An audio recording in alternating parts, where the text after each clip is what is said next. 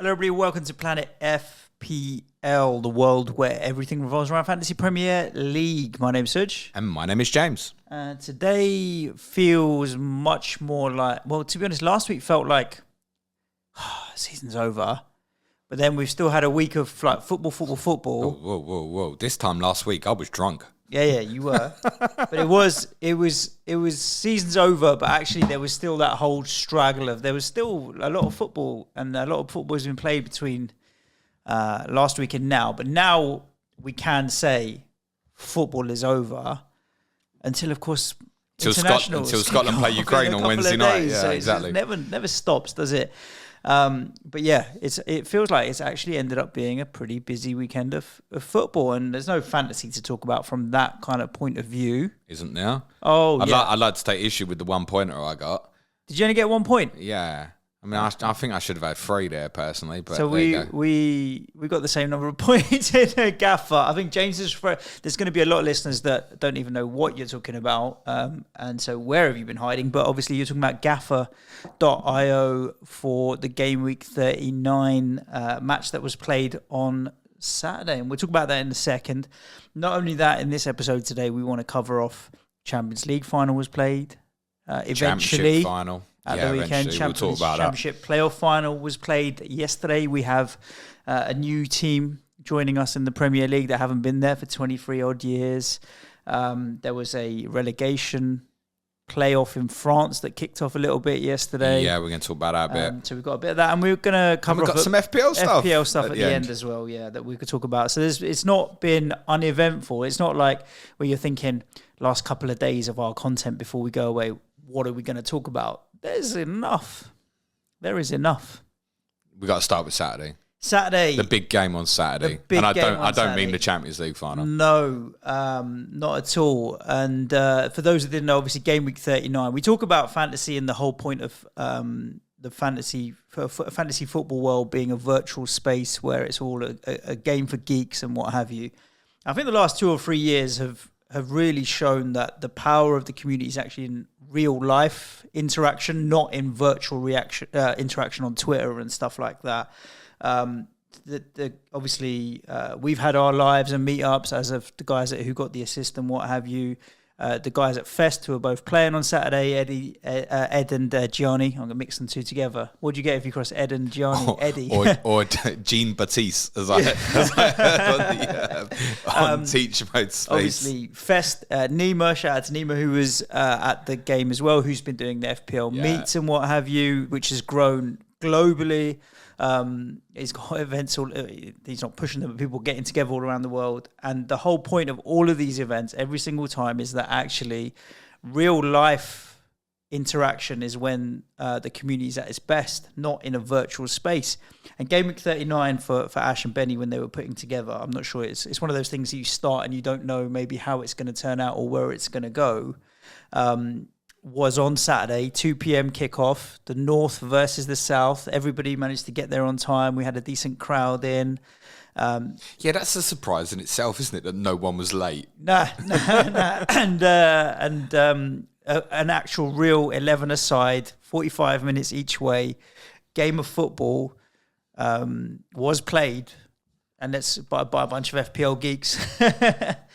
What a brilliant day. And obviously, Suj has already alluded to it, but massive shout out especially to Benny Blanco, obviously came on our pod and did a pod with me last Tuesday, and Ash FPL Hints for the amount of work and thought process that went into the whole day of the event.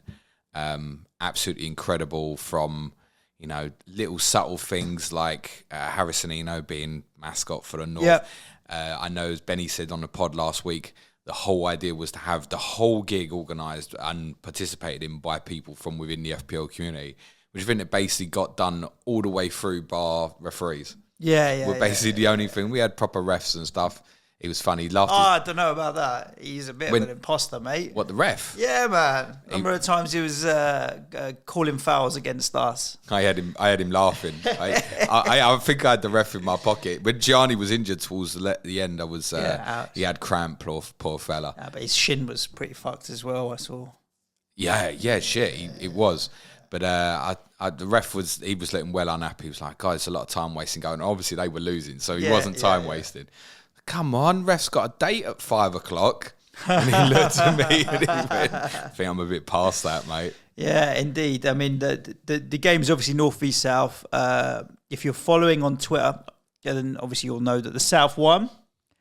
2-0 victory. Get in there. Big shout out to Nacho. Scored 2 goals on the day. Did you say 2-0? 2-1. Yeah, 2-1. 2-1. I did say 2-1. You was only on for 5 minutes. We conceded while you were on. Yeah, that's true.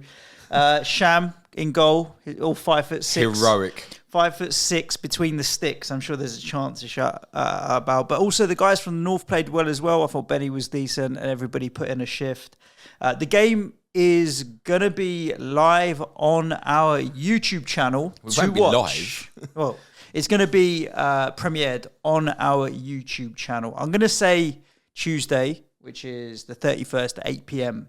That's what we're planning. Any changes, like obviously keep an eye and follow James on Twitter at Planet FPL Pod. If for technical reasons we cannot do it, I definitely think it's worth a watch. It was a good game, right? It wasn't like one of the fears where you've got a group of players on both sides who don't play regularly with each other and you don't know the ability levels and what have you.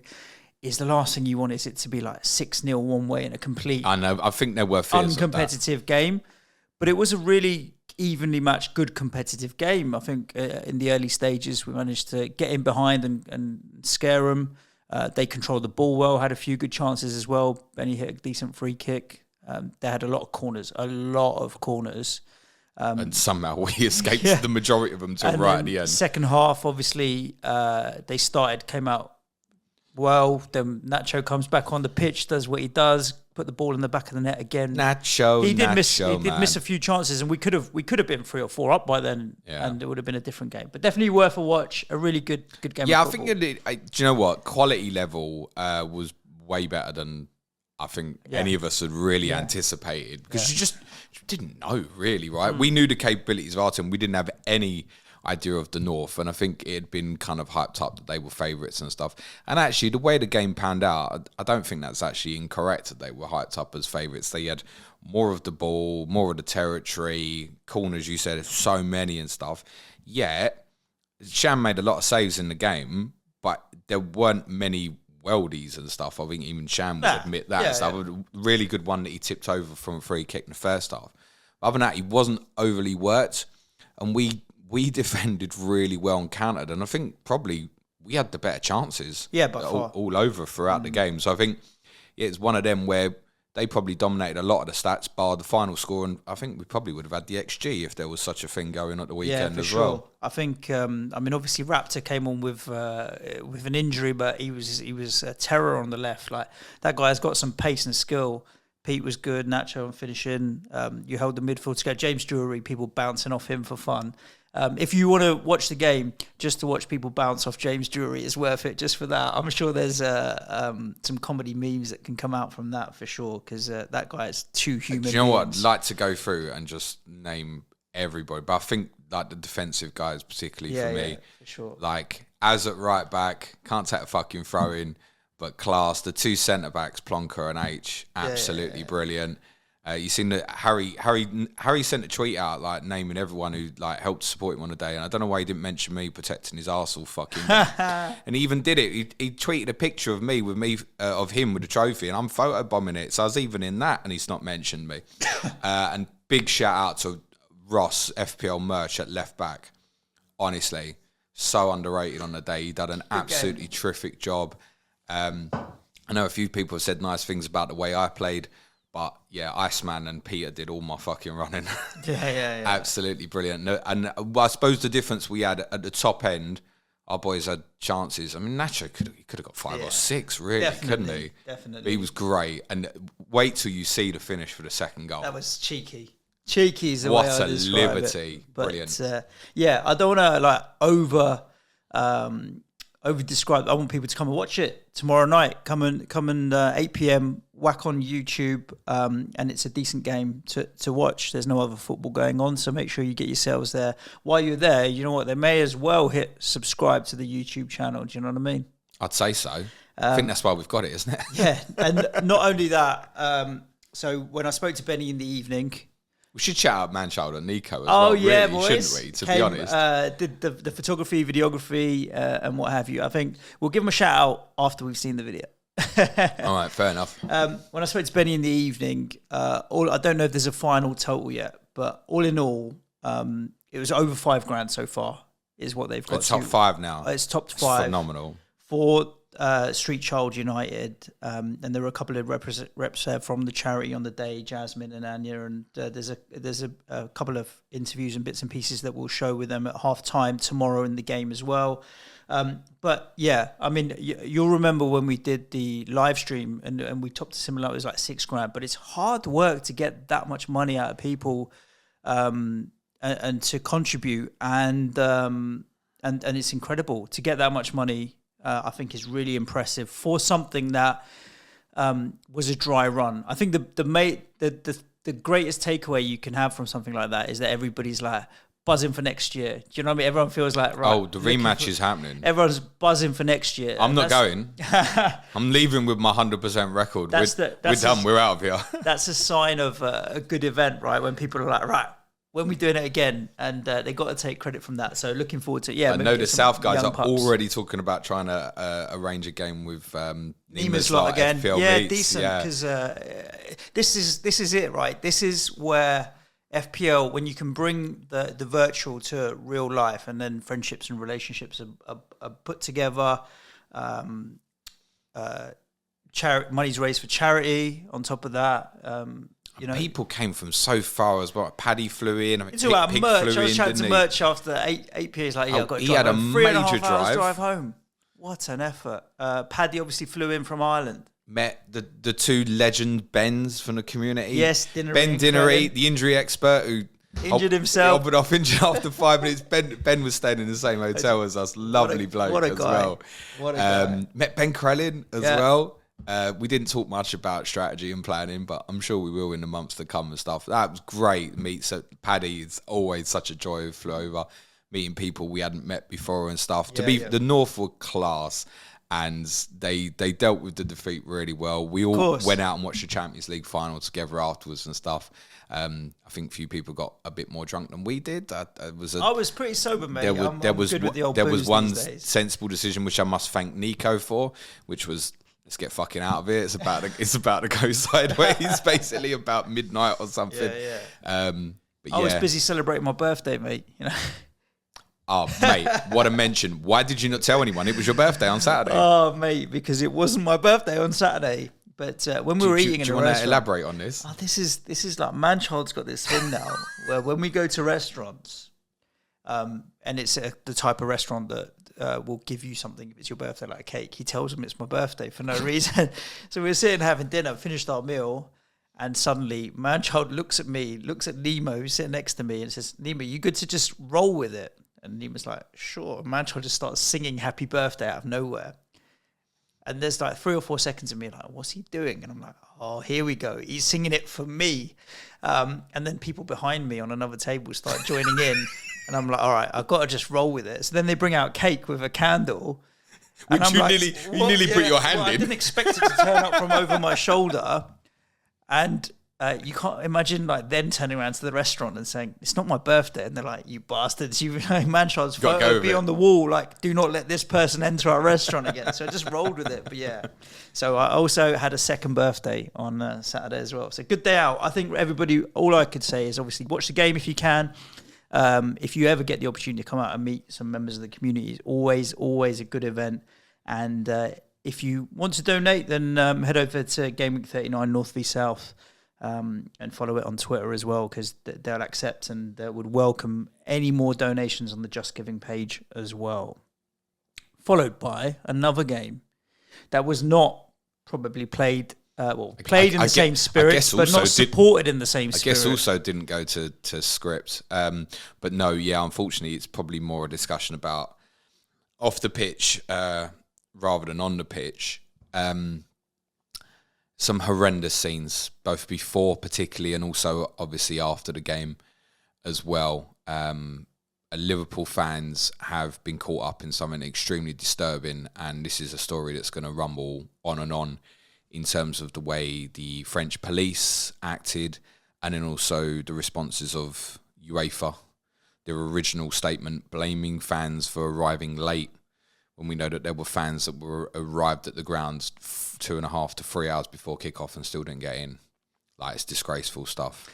And there's people who would have paid thousands of pounds for that experience, and we know there were families caught up in this stuff. It's never acceptable that football fans can go to a game of football and actually have to be there in fear for their own safety and stuff. That can never, ever be an acceptable thing that can happen. And unfortunately, when I reflected on it, my experience of going to games in Europe has not been good when I think about police operations abroad. So I'll just give you a few. I mentioned Barcelona a few times. Went to Barcelona, massive stadium, cathedral of football. Nah, bollocks, it's a fucking shithole.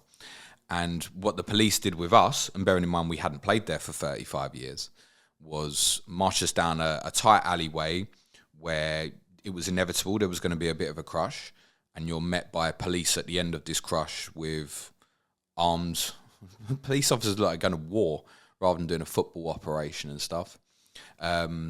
Also, Germany's been fantastic. I was very lucky there was a crush when Tottenham fans tried to get in Dortmund, and me and Dad managed to weave our way through it and get through that. In Milan, in 2010, the police presence was very heavy. Where we've been lucky and probably a bit smart is we have generally gone in grounds early and avoided that. It's not to excuse what happened, because we know there are people that have turned up early. But I've heard, like, at Dortmund, anybody was caught up in that for Tottenham fans say, like, it was horrendous the way that police operation was. Was that the police causing that as a problem? In my opinion, not necessarily police. In that case at Dortmund, like stewarding and whatever, just for whatever reason, they couldn't seem to cope with. I think that there wasn't enough gates for the area in the stadium they gave us. And they've actually moved away fans onto the corner a little bit more at Dortmund now, which might have been off the back of that when we went there. There was no trouble between Dortmund and Tottenham fans, it's worth saying. Yeah. And actually, the majority of places like Germany I found so welcoming and stuff. I haven't watched Tottenham in France, but most of the places I've gone, like in Spain, I found it a bit naughty. In the Champions League final, when Tottenham and Liverpool played each other, is probably one of the best run ones I've heard of over the last few years. Bust out. That's the thing. Well, right? The thing was, we got dropped off at the stadium 5 hours before kickoff, and there wasn't enough time to go anywhere and do anything. So we went into the grounds of the stadium like 5 hours before kickoff. So if there were any problems like that, I was nowhere near it. But it seemed on that occasion it was quite well dealt with. There might also be the impact from that in terms of, it feels like probably Paris were completely unaware of just how many Liverpool fans were obviously going to be in the city anyway. I mean, in Madrid, there was estimated like 100,000 Liverpool fans and 50,000 Tottenham fans. Like, you're never going to have a stadium big enough for a Champions League final. No. Never. No, agreed. Never. This is a combination of various things all coming together and being wrong at the same time. It's frustrating that the approach is always expect the worst and plan for the worst. And, I genuinely think English drive fans everything down to the lowest common denominator.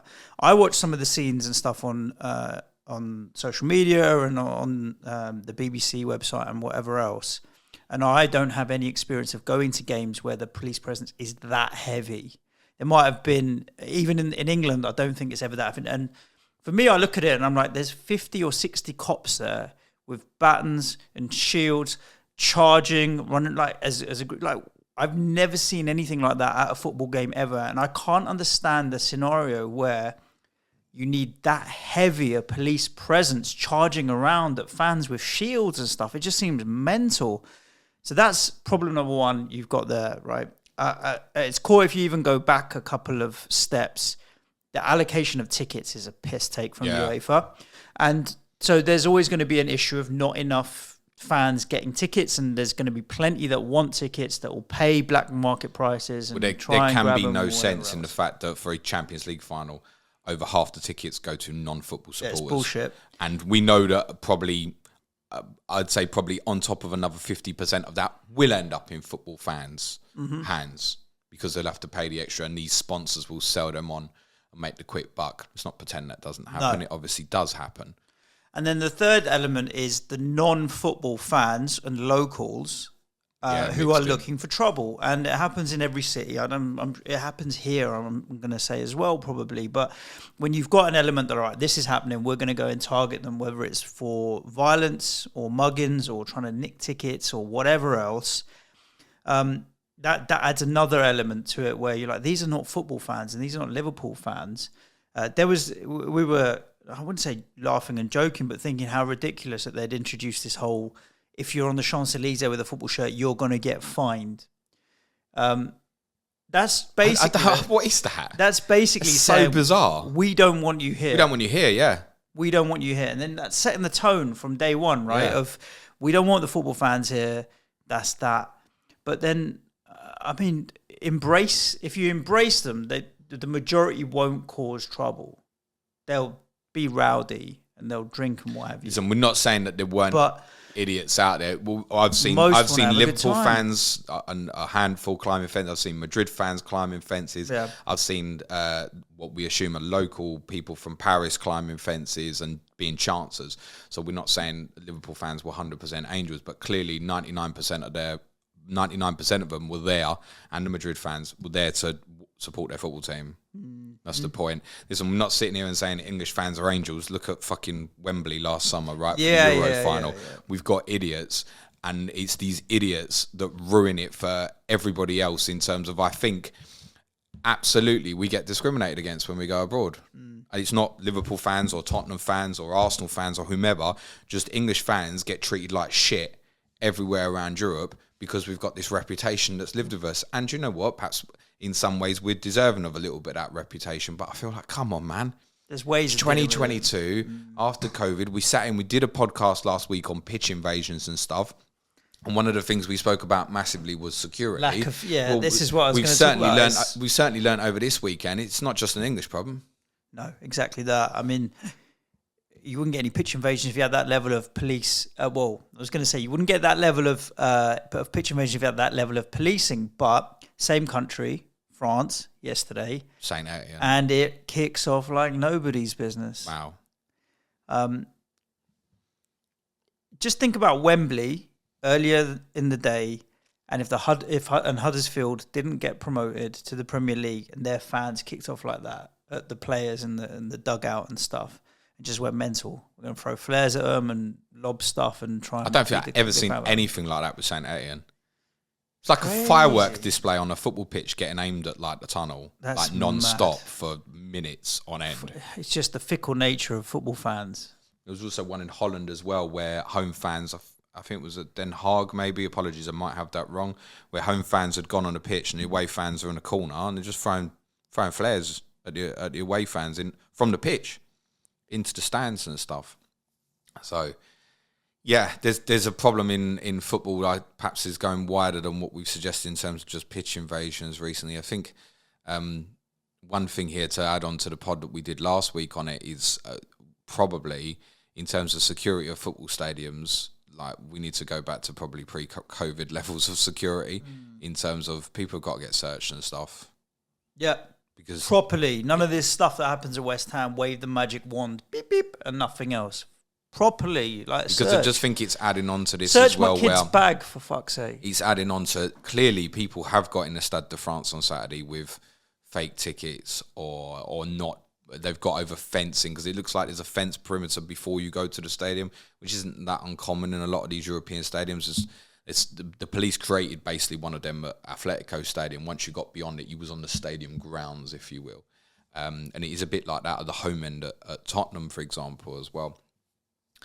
But we've heard stories like Andy Robertson. We heard talking after the game, wasn't it? Like he's one of his family members or a mate who had got him a ticket. So they said it's fake ticket. It's obviously not fake. Andy Robertson, he's saying the ticket I got's fake. Like, people asking for extra money, stewards asking for cash and you've got serious journalists who were out there on the ground who can definitely corroborate like the fans of Liverpool fans' stories on, particularly on Gate Z. It sounds like where. Why is the one? I think they closed for no reason. Stuff. They closed the gate by the sounds of it, for no reason other than I think they clocked that people were getting onto the grounds without tickets. panicked, locked the gates, and kind of down tools in terms of their station. There's rumours that some stewards were saying we'll let certain people in if you pay us, like the stewards were looking for bribes and stuff.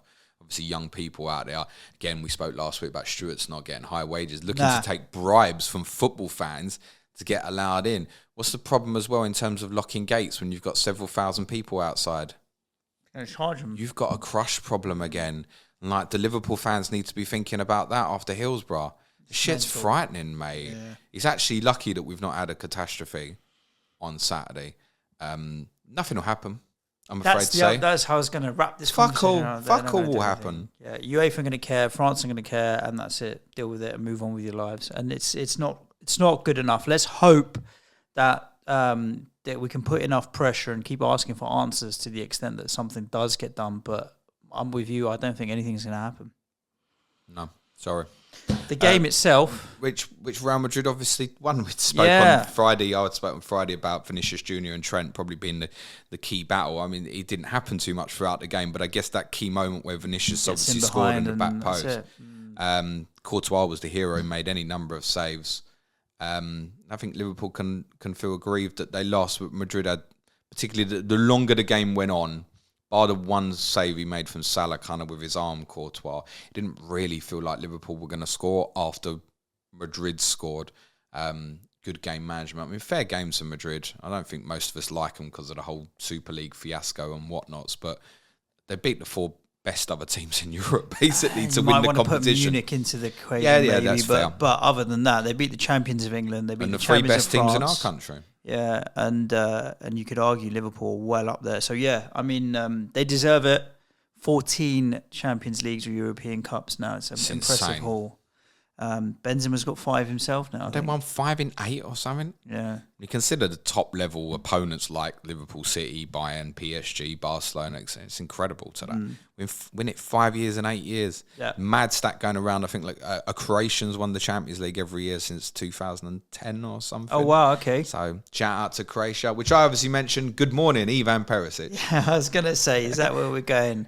Well, maybe Croatia will win it next year. Jokes.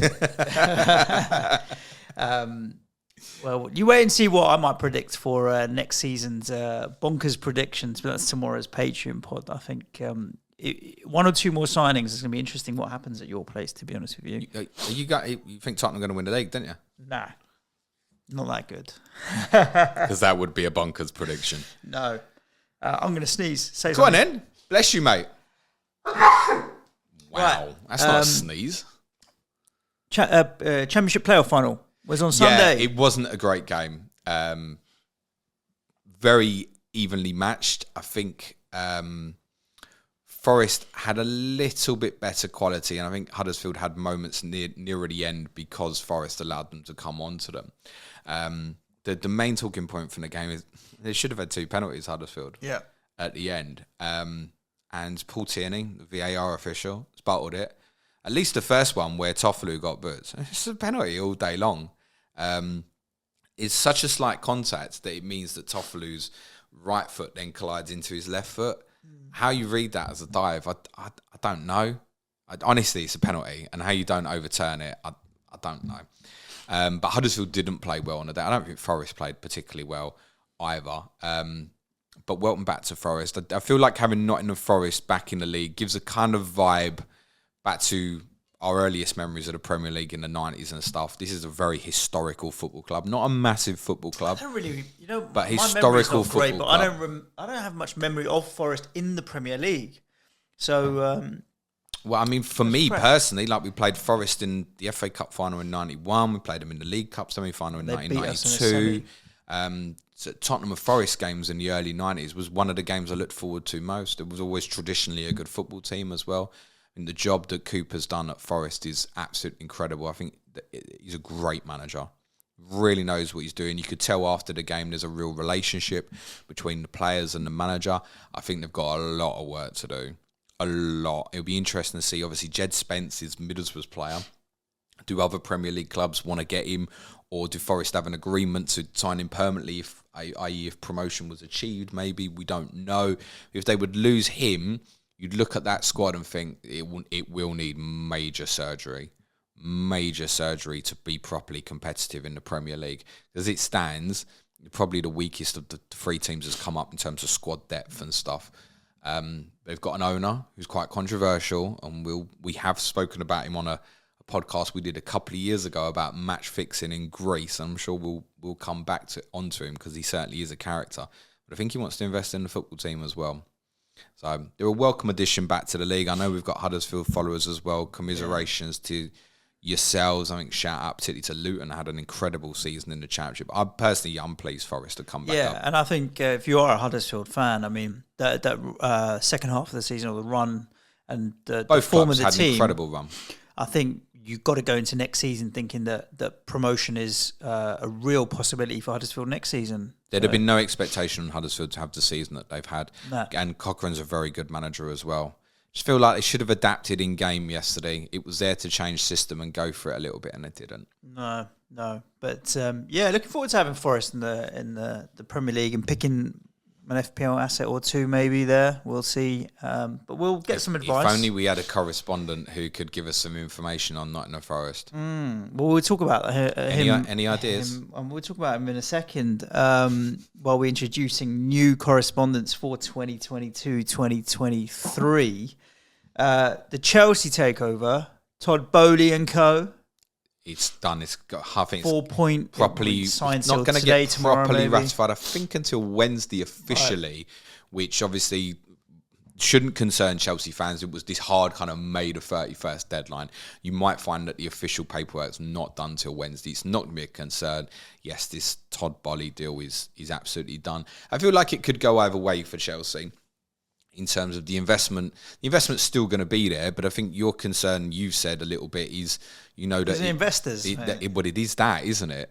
And so, are they going to look at it a little bit like the Glazers have with United and stuff, and want to return? I think almost more. Because the outlay is huge. Yeah, it's been a big investment, and then to plough in another 300-500 million, they've clearly got the money. I don't know if the Glazers is necessarily a fair comparison. I almost look at Liverpool, to be honest with you, with their owners more than I look at the Fenway Group, but more than I look at the Glazers, because the Liverpool owners don't spend a lot. If I'm honest with you, they haven't invested massively. No, but when there's been a big signing to make, like Alisson, Van Dijk, Diaz in January. Yeah, perhaps. Liverpool have been particularly successful in the last 4 or 5 years because of Klopp and what he's built. Rather than going and spending the money. And I think they're going to be similar. Whereas United, they'll throw money at the problem kind of thing. I don't think these guys will throw money at the problem to fix anything and just win it. But Chelsea have got a very good academy. They've got a lot of good youth coming through. It's clearly going to be interesting to see how it turns out. I think it could go either way. I just don't think that they're going to throw money at it. I just don't think they're going to. The squad certainly needs investment because players coming to a certain age or are leaving, where particularly in the defensive areas, clearly they need some sort of strengthening. I think if they want to compete with City and Liverpool again next year, I would say they're potentially vulnerable for top 4 next year, depending on what they do in the market. We'll find out in the next couple of months. Yeah, and I think it's actually the players that are going there out of contract we know about. If they can't lose many others, otherwise they're going to have a depth problem for sure. But we'll talk to a certain Gary Mantle. Yes, I'd love to give a shout out to Ted Moore, Rotation FPL, our Chelsea correspondent, who I've known for months. He's stepping down. You may have heard his last COTC he did with us last month, before their double with West Ham and Manchester United. Ted's just stepping away because he just wants to concentrate on other things in his life, get out in the non-fantasy football world. So he's cutting off all his FPL commitments because he's been a moderator for Fantasy Football Scout as well. Ted has been an absolute gem to get to know. We're delighted one of our patrons is going to be stepping into Ted's shoes next year. Gary Mantle at Phantomantle on Twitter. I will give him a proper tweet out later today as well. It was Ted's choice, it was my choice. He goes regularly to Chelsea. A fairly unanimous decision to give him an opportunity to get on board. He's very astute tactically, by the way. Very astute. Really looking forward to working with him next season. Lovely jubbly.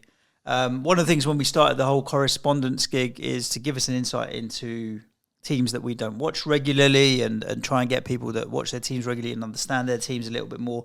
And some of the, I won't call them smaller accounts, but people in the community that are really active, but that follow their local teams. It has been always our goal to give smaller accounts, with respect, the opportunity to take up the correspondence gigs, to help them grow, give them an opportunity to have their voice and stuff, which we're now about to completely contradict. Oh, are we? I thought, obviously with Forest, I mean, with Fulham and Bournemouth, it was quite straightforward. Dara and Neil had been with us before, and top guys. So never left. Welcome back. Forest, we'd never had anybody. And so in the vein of these small accounts... Well, once Mark Southerns, FF Scout Mark, had tweeted after Forest beat, someone had tweeted him after Forest beat Sheffield United in the playoff semi-final. Yeah. Do you want it? And he was like, yeah, if they'll have me, at which point there was nothing else to really speak about, was there? Because I think the community would have absolutely lynched us if we didn't take the opportunity to have Mark on. It's very humbling to have someone like Mark, who's obviously the OG, basically, of fantasy football in many people's eyes. The fact that he wanted to work with us on this next season. And I think it speaks volumes for the work that the other correspondents have done. And it's a brilliant opportunity for some of them. We'll get the opportunity to obviously work with Mark on podcast next year for Clash of the Correspondents. So yes, Mark Southerns is our Nottingham Forest correspondent, and we're really looking forward to having him with us. Is there any point in running the Correspondents Mini League anymore? Yeah. Johnny Pringle will want his title back. No doubt about it. I don't know where Mark finished this year. I mean, he's going to have had a good finish, I'm sure. But below I'm you. Not sure. Who? You finished above Mark Southerns this year. Did I? Yes, mate. Clip that for me, please. The shock. Mark will be cool. Mark will be back strong. Listen, the only reason you finished, but Mark took some gambles towards the end. Yeah, you've got to enjoy it. But yeah, really looking forward to having him. So we've got our roster of correspondents for next season full and ready to go. When we are back in July, obviously there'll be a correspondence week. We should start a fund. Because we should congratulate Andy Martin, who won the Correspondent League this year. Yep. Maybe we should have a pool of money for them for the Without Mark Southerns League as well. Okay, just in run case, two. like you get betting without Man City, that kind of thing. Betting without Mark Southerns. Let's see. But looking forward to the insight on Nottingham Forest as well. Many of our listeners might not know much about their current squad and players. And keep your eyes peeled. I think... Eventually, we will be releasing our pre-season July schedule. Remember, the season kicks off on the 6th or 5th of August. It's the 6th. It's going to be the 6th or the Saturday 5th. I can say Correspondent Week will be the final week of July. It will be the 25th to the 31st of July. We will do Correspondent Week. Good. Right, moving on from that then. Do you want to talk a bit of FPL? Do we have to? Well, not really. You suggested it, sir. Give a shout out to two of our patrons, Dan the FPL man. FPL, what's his handle? Shit, I've forgotten now. Dan, the FPL fan 76. That's the one, yeah. And Paul Meehan, who, to be honest, my body was so aching I couldn't put my brain on FPL yesterday when I got back. It was a small minor hangover, maybe. And I asked them to look into mine and yours FPL seasons to see if there was anything that was interesting. I thought it would be nice for someone else to look at it rather than me looking at it biased eyes, where I might just throw out some data that makes Suj look shit. I don't normally need to do that. You're more than capable of doing it yourselves. Wow. For someone that what did you finish? 20 points in the end? I don't even think it was even that, but I beat you. Exactly. I beat you. Where's my £50 note? A win's a win. I don't even think you give me my £50 note from last year. I'll give it to you. I'll wire it to you. You'll wire it to me? I've got your bank account on my account now. I noticed. Although, actually, at home, I do have a couple of old £50 notes. I might bust them out, the paper ones, before they turn them to plastic. So, tell me. Some interesting data to come out of this. So, clearly, both of us were heavily invested in Liverpool assets, as I think as many of us were this season just gone. 89 appearances in total for me from Liverpool players, 96 from you. Means you're basically averaging 2.5 Liverpool players on average per game week throughout the season. That makes sense to me. Liverpool were my go-to. And I'm gonna. That doesn't include captaincies as well. No. I'm gonna have a moment of silence here where we ask the listeners and viewers to say which team did I use the second most this season in FPL. So just laughing, just looking at it. Unbelievable. It is. Yeah. You tell them. Watford. It's that King Dennis Foster. Backman. This is Cucho. appearances as well. It's not like bench fodder. Yeah, 50 appearances. 50 times you played a Watford player. Backman, Foster, That's King. 1.2 per and the three week, forwards, King, roughly. Dennis, and I started the season with Cucho, didn't I? Yeah. In hindsight, it'd have been better off just leaving him there dead all season, I think. Actually. Unbelievable. Doesn't get any better when you see I used the third most as well, Manchester United players. Wow. 49 times, and that's despite the fact I barely had Bruno Fernandes all season, bar the fact I bought him at the worst time possible. You had Ronaldo for the run of good fixtures, David De Gea for the good run of fixtures. David De Gea I had quite a bit, yeah. I'd started the season with Luke Shaw. I also started the season with a player who I'd rather not talk about, who actually did okay for me as a differential at the start of the season. Then it's Man City and then it's Tottenham. I had 6 different Tottenham players during the season. I'm struggling to think. It doesn't feel like I had Sessegnon, Emerson. I had Doherty for a bit, Doherty. I got Doherty and I had him for 20 minutes, didn't I? Got injured. Kulusevski. It just feels like it was Son and Kane, though, really, doesn't it? I had Ben Davis for a little bit before Christmas. Actually did quite well for me. You laugh at Watford. I used Watford the second most, 50 appearances. They're third on the list for you, but you had 56 appearances from them. So it's interesting that my second, third, fourth most owned teams, in order being West Ham, Watford, Chelsea, I own players from those more than you owned your second most team in Watford, which kind of makes me think that I chopped and changed a lot less. Like I stuck to what I liked and left it, which does suit my playing style. You took more hits and made more transfers than me over the season, I'm sure. I don't have the number, comfortably. But by a mile, which means I just sat with what I liked. Like what West Ham for me, Bowen sat for so long, and Antonio. You had him I kept all him season, didn't you? Too long, Antonio. So that definitely explains West Ham. I reckon most of that's going to be between the two of them. I also had Ben Johnson for a big chunk of it. I was looking on Playmaker. I think I had I got rid of him just at the right time, Antonio. Except whoever I brought in obviously didn't do the business. But I'd averaged about 8 points per game from Antonio when I earned him this season at the start. I got off at the right time, basically. Chelsea, I got 52 appearances from 5 different players, but I think I had a little bit of flirting around with the chip usage. That 52 appearances is going to be 90% made up of Rudiger and Mount. Like Chelsea for me is Rudiger and Mount, and then I've dabbled a bit of Havertz and a bit of this and a bit of that. Rich James? I didn't own him much this season at all.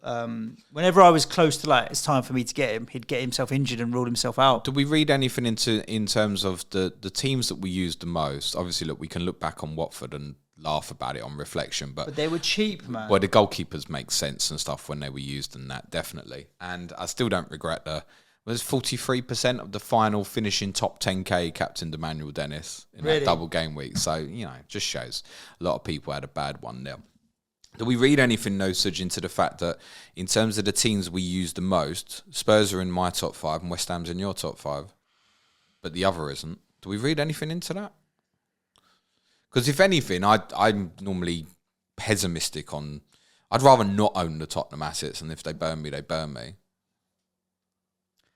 I don't have any allegiance to West Ham for a fantasy. Like, I don't get them because they play for West Ham. Like, Tom Med, for example, like Brentford being in the Premier League for the first time and him being a fan, you want to get your team, your players so you can support them and be proud of it.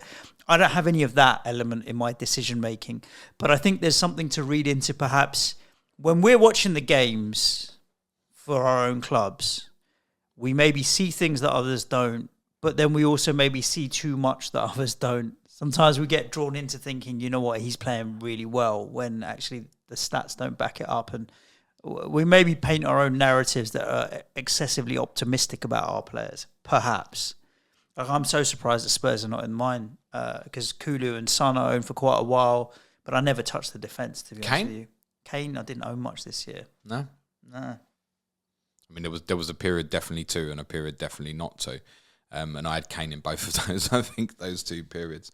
The final difference between myself and usage was 23 points, of which, interestingly, 14 of that is made up from our highest scoring game week of the season, was both the same.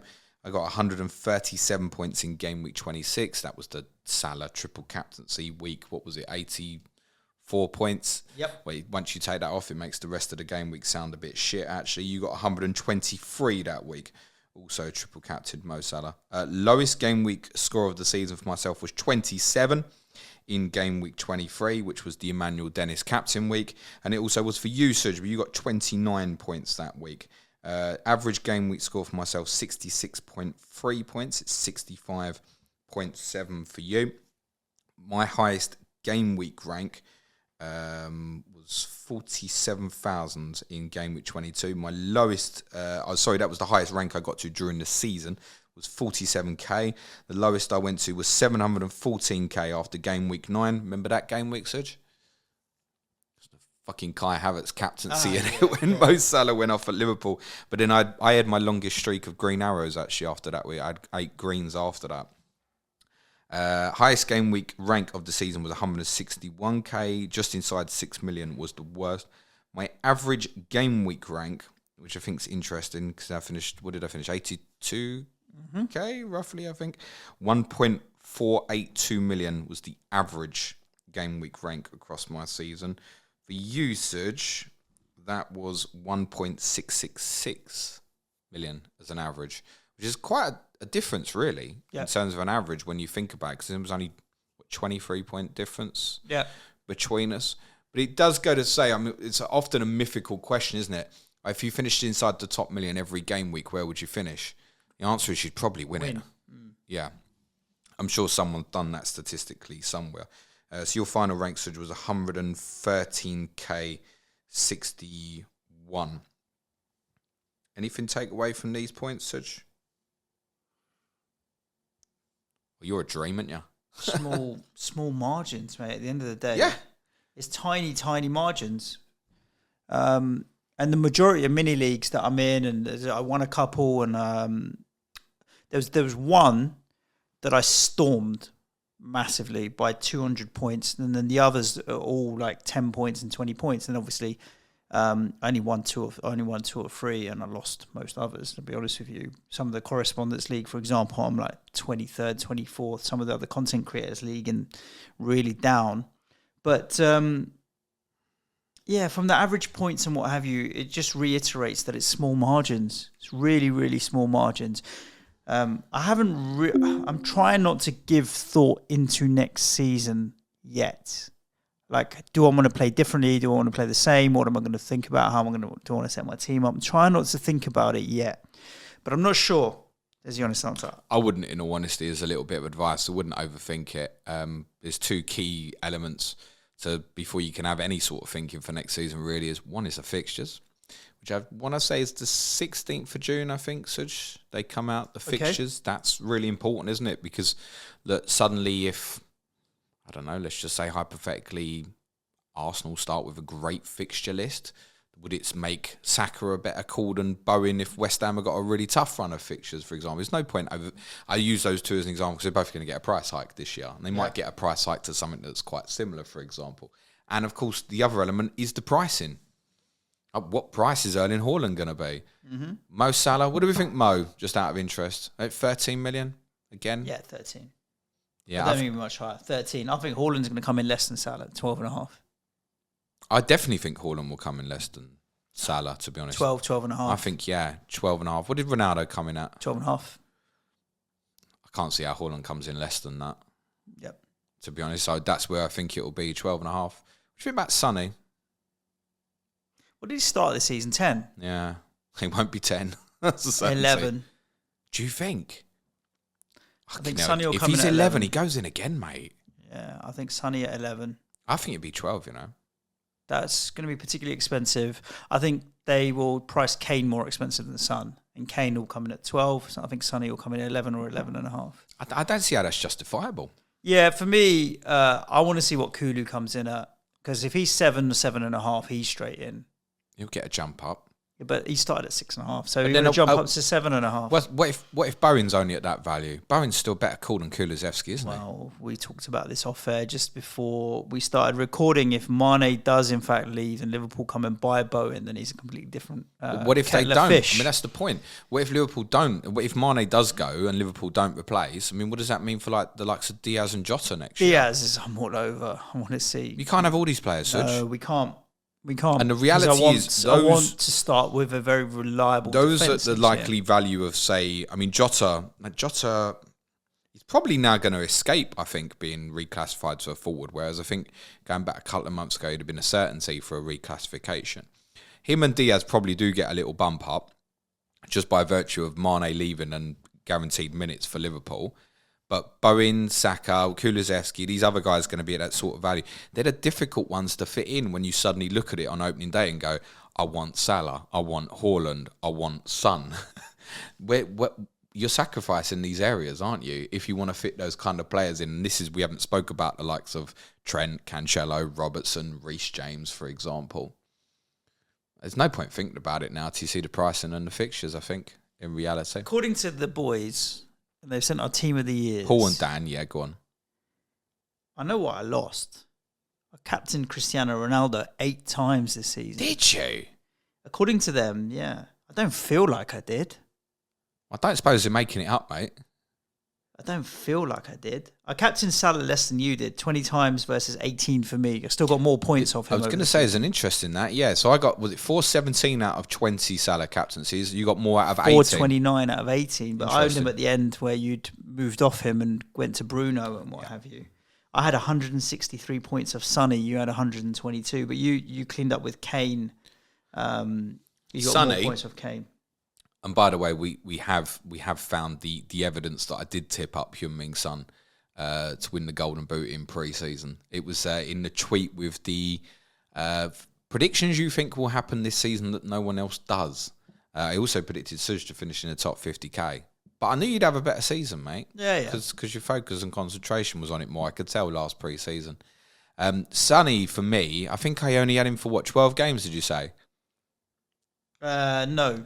It doesn't say how many times. Let me have a look here. You got 122 points. Yeah. 3 captaincies. It doesn't say how many times he played for. I'm sure I looked on Playmaker. I'd only had him 12 times, I think. And you think back to, I started with him. Yeah. So what happened with Sonny was, I started with him, had him for the first 3, great. Then he got injured and missed game week 4 against Palace, so I'd sold him. And then it was ages before I went back, and then I think I wildcarded that period. Tottenham weren't really going mental under Conte, so I didn't have him. Then he got injured, or maybe I did have him. Then he got injured again in January, so I ended up being without him. And then just for ages, I just couldn't get him back. And he killed me. He killed me. Interesting that they've got relative gain and relative loss, right, for team of the season.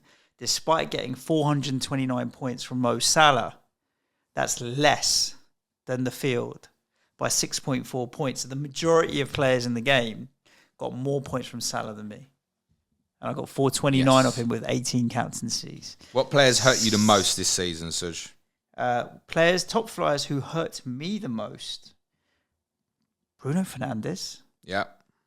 I'm surprised by that. Perhaps at the start of the season. Yeah. Reece James. Yeah. Bukayo Saka, and that was one that I completely agree I missed the boat on. Harry Kane as well, I missed the boat on. And Ramsdale. Ramsdale, yeah. Saka and Kane, I got stuck in situations where I couldn't get to them. That was frustrating with them. And I did have wildcard up my sleeve, so I probably maybe could have used it more aggressively. So there's similarities to us. I also have Bruno Fernandes, Reece James and Ramsdale, and 3 of the 5 who hurt me the most in terms of rank. Ronaldo's on mine, top 5. Thinking the Norwich still double banged he had, in big captaincy. 16, 17 goals this season. Well, yeah, absolutely. I'm not sure if I owned him at all, actually. The other name's really surprising, though. Trent. How I've ended up without him for a little while, wasn't it? Yeah. Because I think he was out injured, and then I just couldn't get back to him. He was out for a couple of weeks and decided to move it on. And I knew when I moved him on, I wouldn't be able to go back for ages because of the setup of my team. and he obviously hurt me in that period. But then he was such a template player that I guess he's an auto in there just by the sheer fact of me owning him a lot less than the majority of other people would have. Like my best differential return in the game week was Andy Robertson in game week 29. He was only like 8% owned or something. I think he got 18 points or something.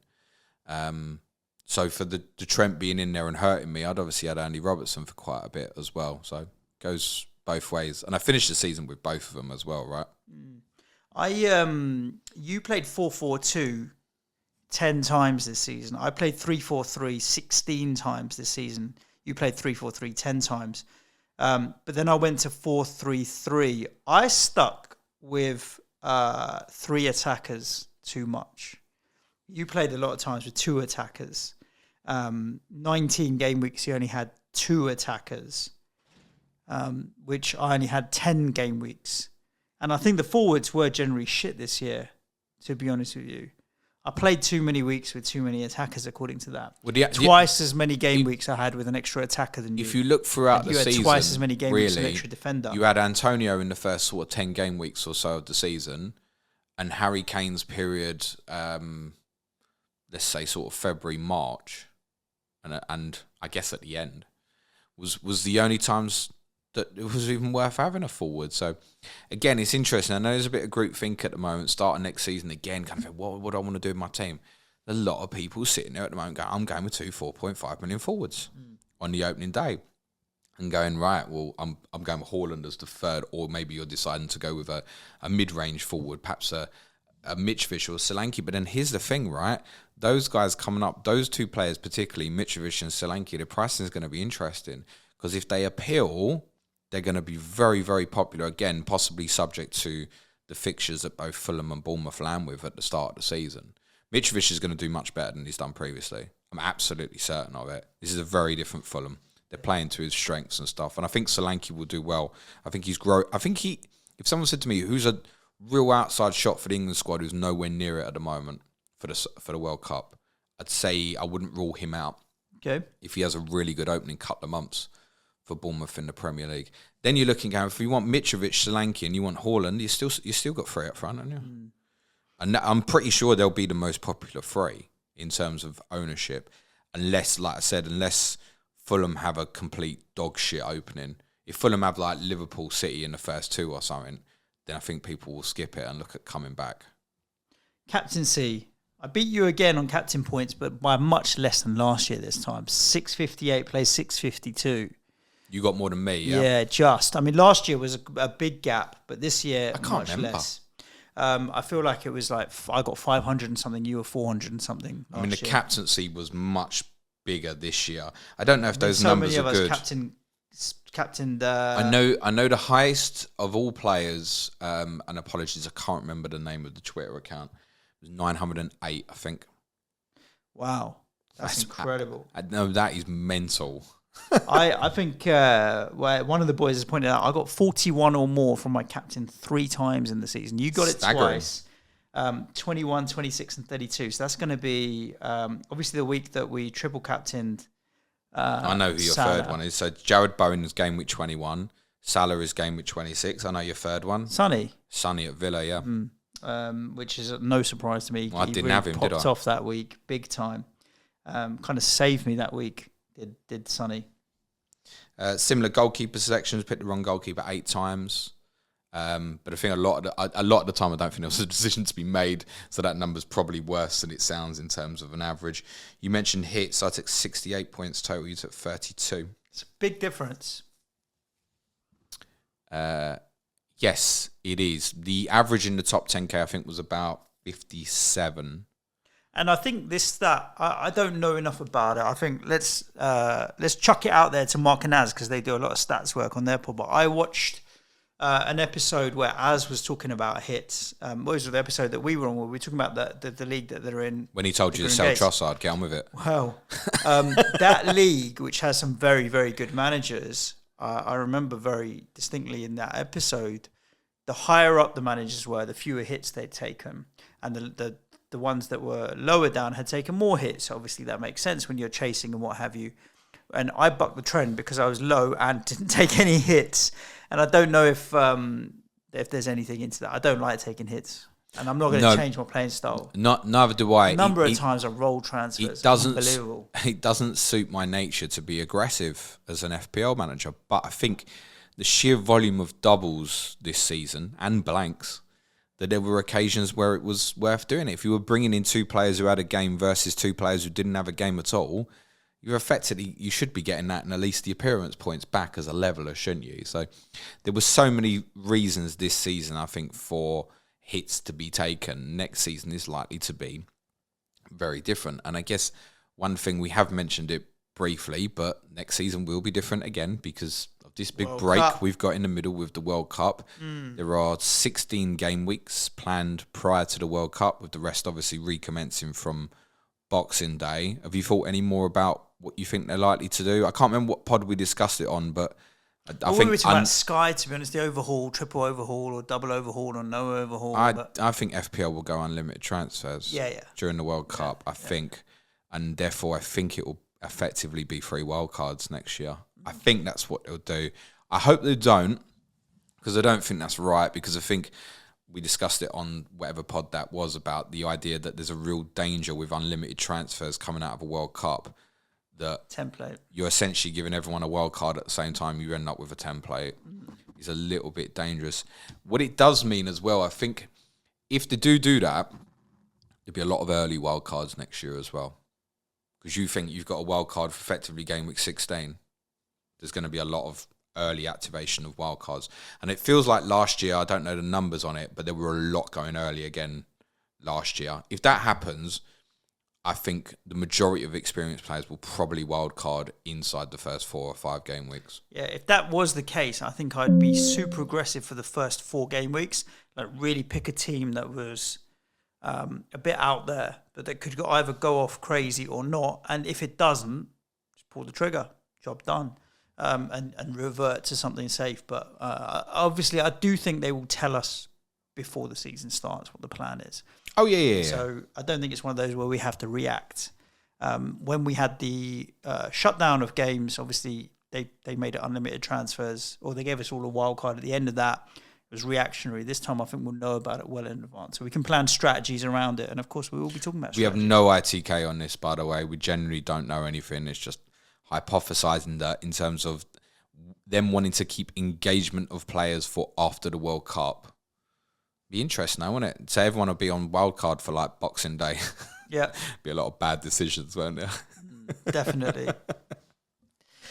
Cool. That's a wrap of our FPL seasons. That's it, I think. We do have one more pod tomorrow. There's been no Q&A on this today because we're going to open up tomorrow's podcast as literally a Q&A. So keep an eye out tonight. I'll have a post on Twitter asking for questions on anything, be it FPL, football, food. We know you like to talk about food. Anything you want to know more from game week 39 and the day, anything about Planet FPL and where we might be heading, where we've been, throw it all open tomorrow. It's literally going to be our last podcast. We are taking a month off, and season 6 will begin on Monday, July the 4th.